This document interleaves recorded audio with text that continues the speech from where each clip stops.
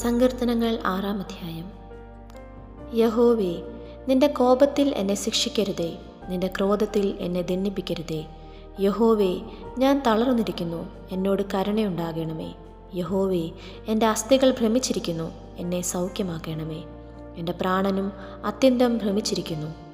നീയോ യഹോവേ എത്രത്തോളം? യഹോവേ, തിരിഞ്ഞ് എൻ്റെ പ്രാണനെ വിടുവിക്കണമേ. നിന്റെ കാരുണ്യം നിമിത്തം എന്നെ രക്ഷിക്കണമേ. മരണത്തിൽ നിന്നെക്കുറിച്ച് ഓർമ്മയില്ലല്ലോ. പാതാളത്തിൽ ആർ നിനക്ക് സ്തോത്രം ചെയ്യും?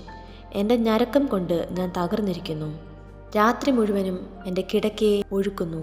കണ്ണുനീർ കൊണ്ട് ഞാൻ എൻ്റെ കട്ടിലിനെ നനയ്ക്കുന്നു. ദുഃഖം കൊണ്ട് എൻ്റെ കണ്ണ് കുഴിഞ്ഞിരിക്കുന്നു. എൻ്റെ സകല വൈരികളും ഹേതുവായി ക്ഷീണിച്ചുമിരിക്കുന്നു. നീതിയോട് പ്രവർത്തിക്കുന്ന ഏവരുമേ എന്നെ വിട്ടു പോകുവീൻ. യഹോവ എൻ്റെ കരച്ചിലിൻ്റെ ശബ്ദം കേട്ടിരിക്കുന്നു. യഹോവ എൻ്റെ അപേക്ഷ കേട്ടിരിക്കുന്നു. യഹോവ എൻ്റെ പ്രാർത്ഥന കൈക്കൊള്ളും. എൻ്റെ ശത്രുക്കളെല്ലാവരും ലജ്ജിച്ച് ഭ്രമിക്കും. അവർ പിന്തിരിഞ്ഞ് പെട്ടെന്ന് നാണിച്ചു പോകും. ഈ വായിച്ച തിരുവചന ഭാഗങ്ങളാൽ ദൈവം നമ്മേവരെയും അനുഗ്രഹിക്കുമാറാകട്ടെ.